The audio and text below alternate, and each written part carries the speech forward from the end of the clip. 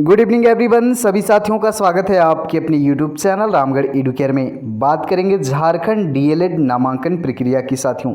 पूरा डिटेल में डिस्कशन करेंगे कि डीएलएड में नामांकन किस तरह से हो रहा है अभी झारखंड में, पहले कैसे होता था, क्या प्रोसेस है, क्या डीएलएड नामांकन के लिए भी आपको एंट्रेंस एग्ज़ाम देना होता है और किस तरह से कहाँ से नोटिफिकेशन आउट होते हैं, एडमिशन की एग्ज़ाम जो भी होते हैं डीएलएड के, उसके फ़ीस वगैरह क्या है, योग्यता, साथ ही साथ क्या बेनिफिट्स हैं और सबसे महत्वपूर्ण कॉलेज लिस्ट कहाँ से आप चेकआउट कर पाएंगे कि कहाँ पर आपके डीएलएड के कोर्स करवाए जा रहे हैं। तो वीडियो को स्किप नहीं करना है, आपको बहुत ही आराम से प्यार से देखना है ताकि सारी चीज़ें आपको बारीकी से समझ में आ जाए।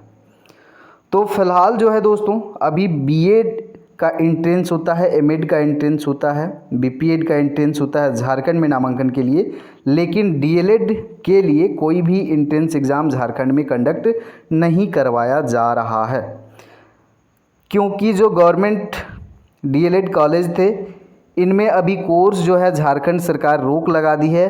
गवर्नमेंट जो डीएलएड कॉलेज हैं इनमें कोर्स संचालित नहीं हो रहा है, यानी कि कोर्स नहीं चल रहा है।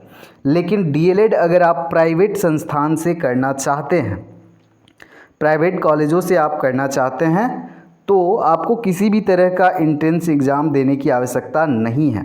प्राइवेट कॉलेजों के लिए एंट्रेंस एग्ज़ाम नहीं होता है। गवर्नमेंट कॉलेज में नामांकन होते थे, 4-5 गवर्नमेंट डीएलएड कॉलेज थे तो उनमें नामांकन के लिए आपका होता था एंट्रेंस एग्ज़ाम, लेकिन अभी बंद हो गया है, आप प्राइवेट से कर सकते हैं।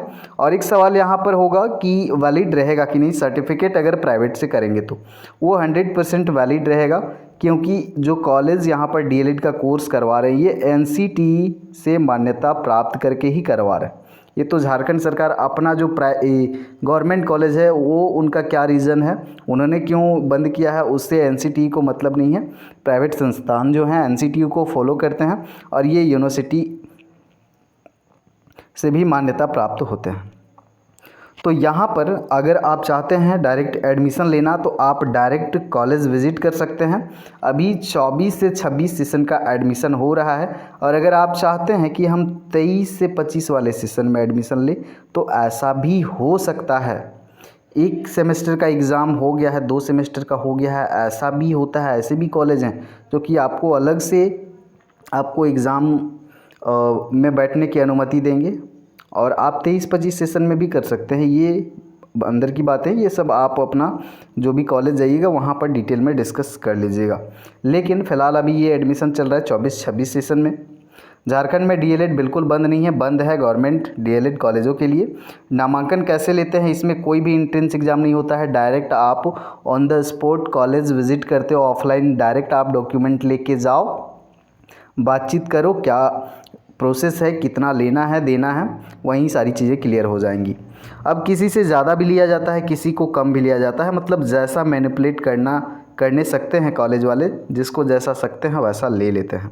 लेकिन एवरेज प्राइवेट कॉलेजों की फ़ीस की बात करें, अभी पहले 90,000 में डीएलएड हो रहा था, और अगर आप पुराने सेशन में करना चाहते हैं तो आपको 90 से 1 लाख में करवा देगा। लेकिन उसमें दिक्कत क्या होगा कि दो साल का ये कोर्स होता है, 2 ईयर्स का कोर्स, तो पहले साल का तो आपका स्कॉलरशिप ले नहीं पाओगे, ये आपका पार हो गया। इसीलिए फ़ीस कम ले रहा है ताकि आप 1 साल का ही कर रहे हो, लेकिन 2 साल का डिग्री मिल रहा है तो 1 साल स्कॉलरशिप आप बेनिफिट नहीं ले पाओगे। एवरेज फ़ी की बात करें अभी फ़िलहाल तो 1,10,000, कहीं कहीं 20,000, 1,10,000, 20,000, 1 लाख ऐसे भी किया जाता है। मतलब 1 लाख से आपका 1,20,000 तक फ़ी फ्लक्चुएट करेगा अलग अलग कॉलेजों में।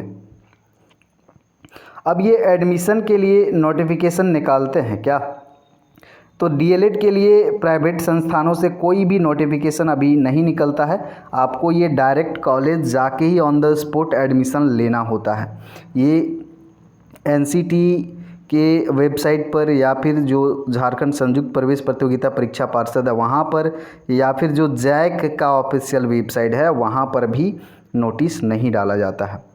जो गवर्नमेंट कॉलेज थे उनके लिए जैक में नोटिफिकेशंस आते थे सारे डीएलएड से रिलेटेड, और जो भी एग्ज़ाम वगैरह होते थे उनसे रिलेटेड। लेकिन यहाँ पर आप direct on the spot admission ले सकते हैं, और आपका जो सर्टिफिकेट है पूरा वैलिड रहेगा 100%, तो घबराने की बात नहीं। फीस हमने डिस्कस कर दिया, इसका कोई भी लास्ट डेट नहीं है, ये तय करते हैं खुद कॉलेज वाले।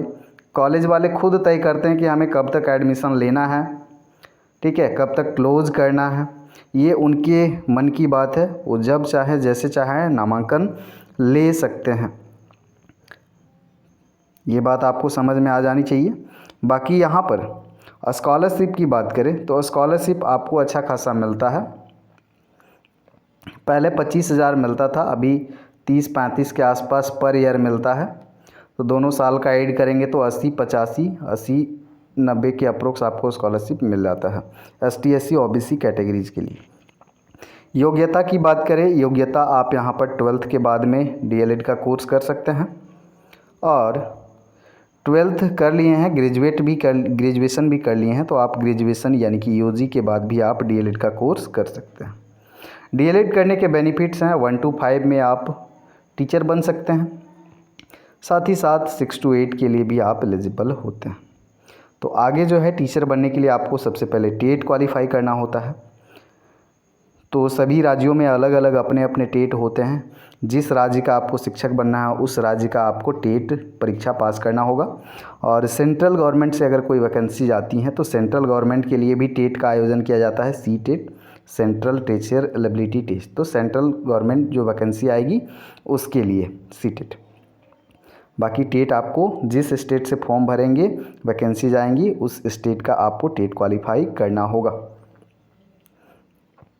बाकी कॉलेज अगर जानना चाहते हैं, DLED के जो भी NCTE से मान्यता प्राप्त कॉलेजों की सूची है, ये आप डायरेक्ट NCTE के वेबसाइट से चेकआउट कर सकते हैं।